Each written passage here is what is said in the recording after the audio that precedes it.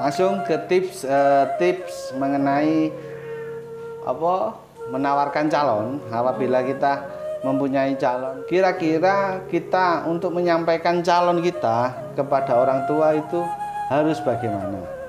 Ketika orang tua menolak calon kita harusnya bagaimana? Nah, nanti ini kita diskusikan lah. Mungkin nanti bisa menjadi solusi. Mungkin ya. Tapi kita kan tetap sharing. Ya, dari itu gimana Bu Nisa? Bu Nisa nggak. Kalau menurut ya aku jadi biasa jadi pendengar apa. Oh iya. Kalau berdasarkan pengalaman saya dulu ya, mengenalkan pasangan itu saya tahu gitu, saya sadar, apalagi untuk bilang ke orang tua, karena orang tua itu yang merawat kita dari kecil gitu, otomatis itu mengenalkan pasangan itu harus di waktu dan momen yang tepat dan tidak bisa langsung aku suka iki karena iki gak bisa dengan istilah cinta buta gitu, nggak bisa, perlu waktu juga gitu loh. Dan sebelum saya dengan Bapak Amir ini saya juga punya beberapa kenalan, tapi tidak pernah saya kenalkan ke orang tua gitu loh sebelum sama Bapak Amir ini, karena saya ngerasa dia bukan tipe keluarga keluarga saya itu yang pertama. Pokoknya itu niat saya itu ketika saya mengenalkan dia ke orang tua saya, berarti dia itu emang menurut saya itu dia sudah berkompeten dan sudah masuk ke kriteria keluarga saya. Mengenalnya pun saya itu menikah ketika usia 24, tapi saya mulai mengenalkan karakter dia itu di usia 21. Kemudian cara saya mengenalkan pertama itu, Pak, saya punya kenalan seperti itu. Mungkin Bapak, sebagai orang tua biasanya tuh kayak belum rela ya anaknya tuh punya lelaki yang dicintai selain dari bapaknya gitu loh. Kemudian itu kelebihannya apa gini.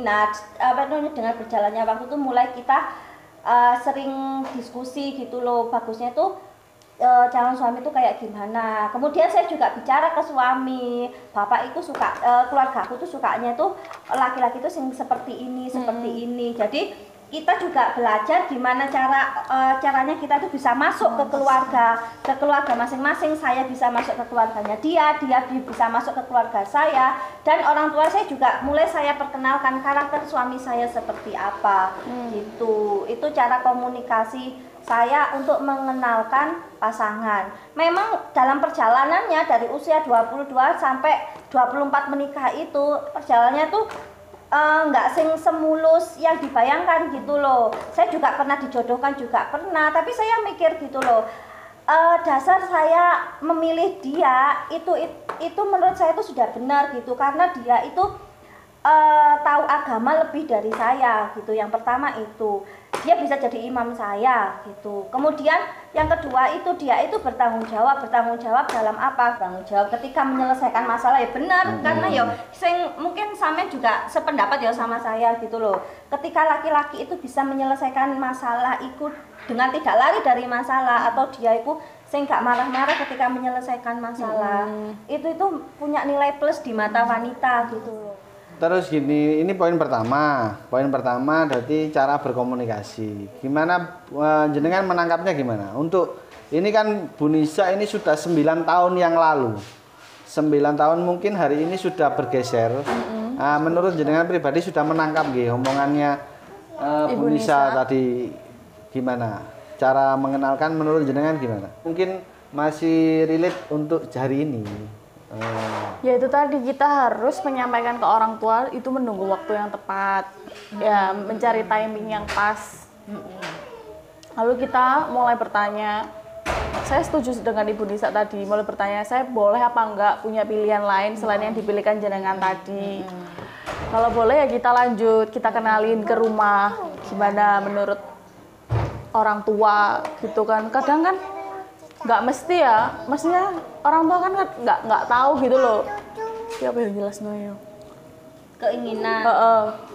Berarti kan mensinkronkan keinginan sampean dengan orang tua itu. Menurutku dia itu baik. Tapi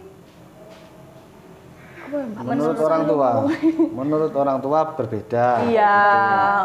Sudut pandangnya berbeda. Sudut pandang berbeda. Nah, cuman kan dari Bu Nisa yang saya pribadi sebagai host menangkapnya kan seperti itu tadi. Pilihan kita, boleh kita memilih, ya kan, bertaruh kepada seseorang. Terus pertama laki-laki itu sebelum mengenalkan kita harus benar-benar tahu kalau laki-laki itu serius kepada kita perempuan maksudnya. Serius itu dalam artian bertaruh, berkenalan itu tujuannya untuk menikah. Nah, ora syukur untuk bersenang-senang.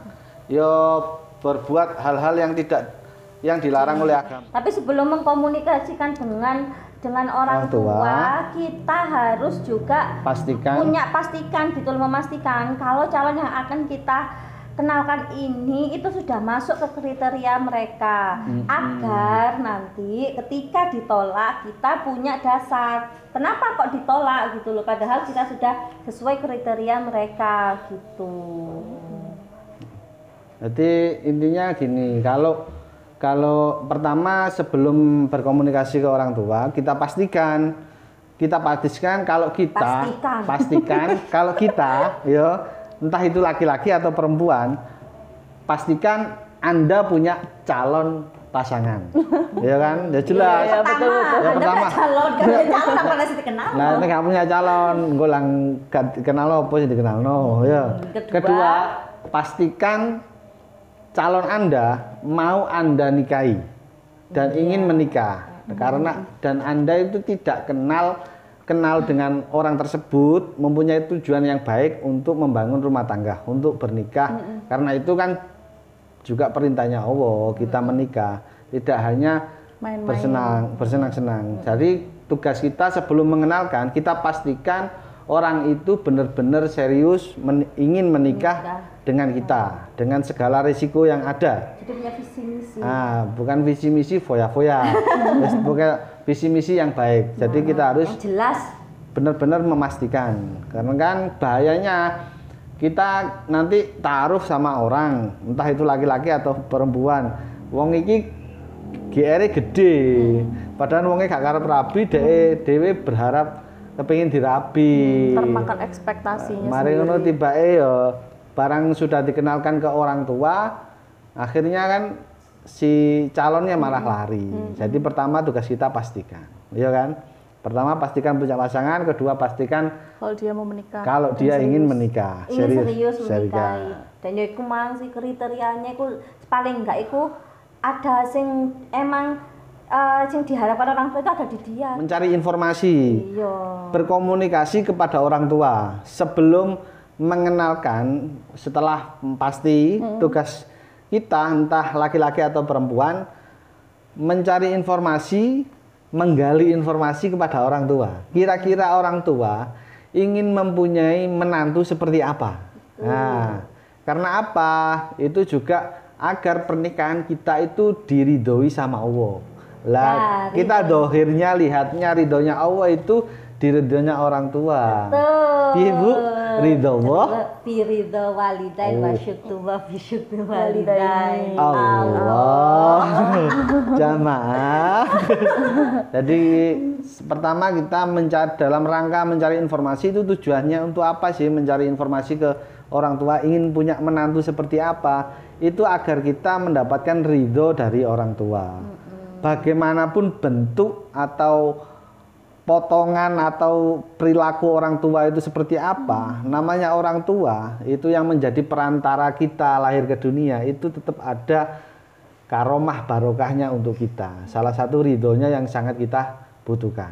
Nah, kita mencari informasi tentang keinginan orang tua itu seperti apa. Nah, kita cocokkan dengan calonnya, ya kan, calon kita. Apakah sudah masuk atau tidak? Ya. Kira-kira kalau tidak masuk, kalau masuk kan alhamdulillah cocok. Selanjutnya sikap. Sikap jika kita tidak disetujui oleh orang tua. Nah, jika calon kita tidak cocok, ini yang terjadi itu si anak ini terlalu pede. Amit sewu, si anak itu terlalu pede, seakan-akan pilihannya benar. Dia belum mencari informasi keinginan Maunya orang tua seperti seperti apa, bahwa kita itu tetap sebagai anak, seberapapun tua umur kita itu tetap anak bagi orang tua. Nah, kita itu tetap harus berusaha menyenangkan orang tua, jangan tidak mengecewakan. Nah, itu rumusnya, prinsip kita biasanya di komunikasi.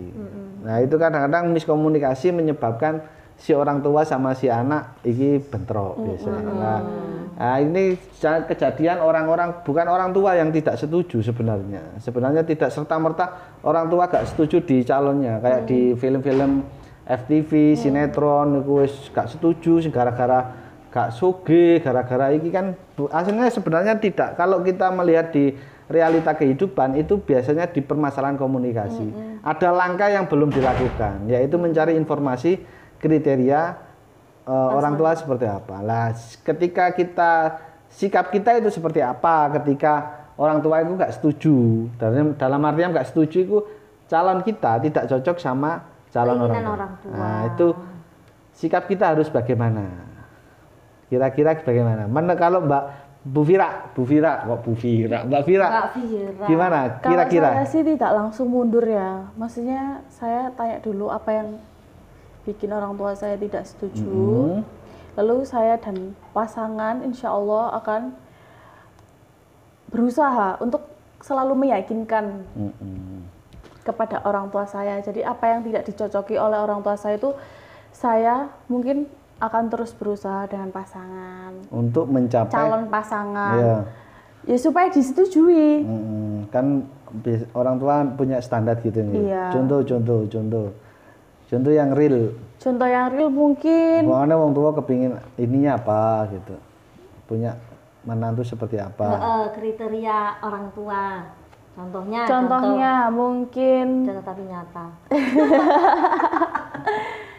Yang agamanya itu jejak gitu mungkin ya. Sedangkan di atas sampean. Iya. Seperti itu. Sedangkan mungkin ini contoh kan ya. Contoh tapi nyata. Terus misalkan pilihan saya tadi itu kurang dalam beragama.